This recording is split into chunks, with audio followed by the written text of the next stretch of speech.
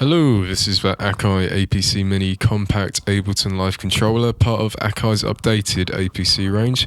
If you're looking for a portable Ableton controller with a good amount of clip pads and the luxury of faders, then this may be a good bet. But let's first have a look at what it has to offer. I see guys who spend 5 minutes caressing the packaging, but frankly I don't give a shit and I don't want to put you through that pain. So in short, it looks and feels like a pizza box. You'd really expect a little hole in the top right corner for your dipping sauce and some greasy saturated cardboard around here.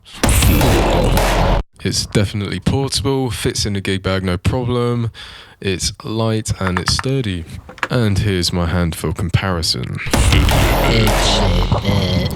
You've got a standard set of 8x8 tricolour clip pads here, so that's green, yellow and red.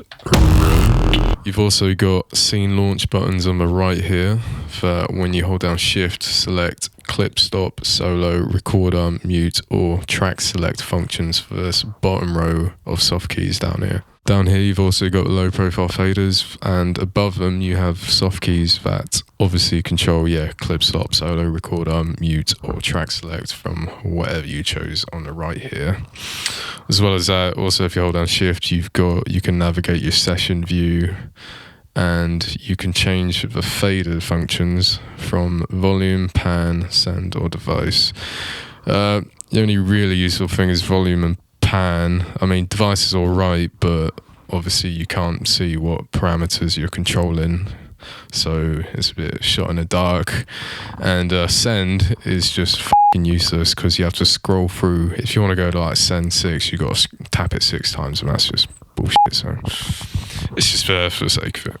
Pads are a decent size, so you won't accidentally trigger those fucking awful samples you normally play before the bass drop of every track. And they're quite spongy, so they lack that kind of confirming click that you would have found on the pads of the APC 40 Mark 1. But nevertheless, they still feel quite nice, and let's face it, there's nothing stopping you.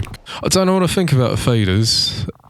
Like, obviously they're low profile because you can shove it in your bag, you don't risk kind of snapping any of them off of that, but it may be worth getting higher profile fader caps if you've got sweaty hands and you're kind of bound to do some extreme fader fapping, because it's alright, but you know, might get a bit dangerous. Practicality. I found in practice, if you're constantly having to press shift to switch between your bottom soft key functions here, or modes, it gets pretty annoying. If you want to kind of chop between mute or solo, then obviously obviously this isn't ideal, but it really depends on how you're going to be using this controller.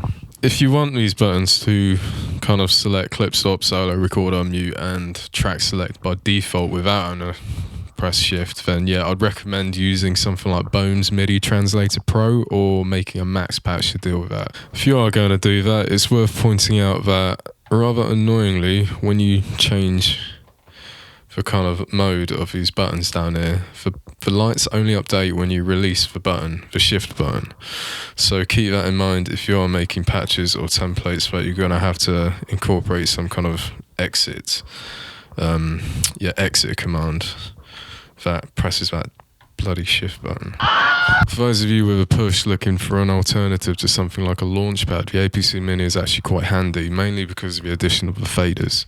For push users after more nippy control of parameters such as volume and clip triggering, this is a perfect sidecar and does away with using the knob-tastic knobs on a push for standard parameters such as track volume, which may be great for virtual instrument control but are inconvenient if you thwack faders about like a madman.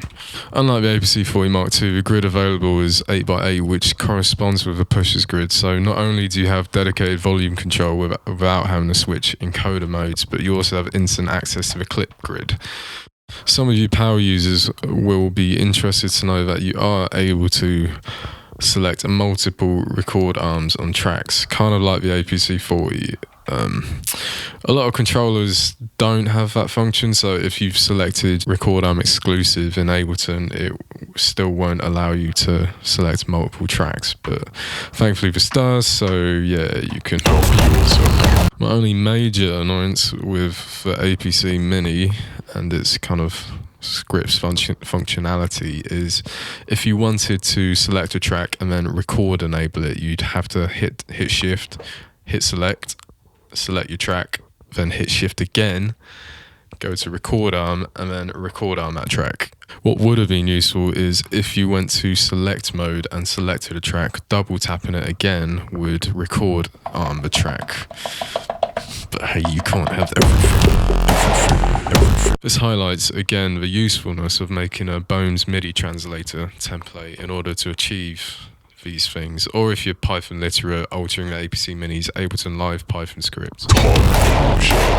If you're thinking about getting one of these, I'll assume you're a fader fapper, so yeah, you'll be able to fap away whilst controlling that 8x8 clip grid.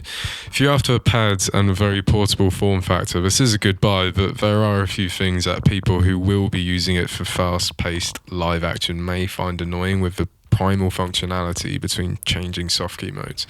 Thankfully though, there are capable people out there who will find this irritating as well and come up with custom scripts for the device, so the potential is definitely there. I'll be making a Bones MIDI translator script to hopefully fix these, as I can't talk Python yet, so if you're interested, message me. Ta-ra.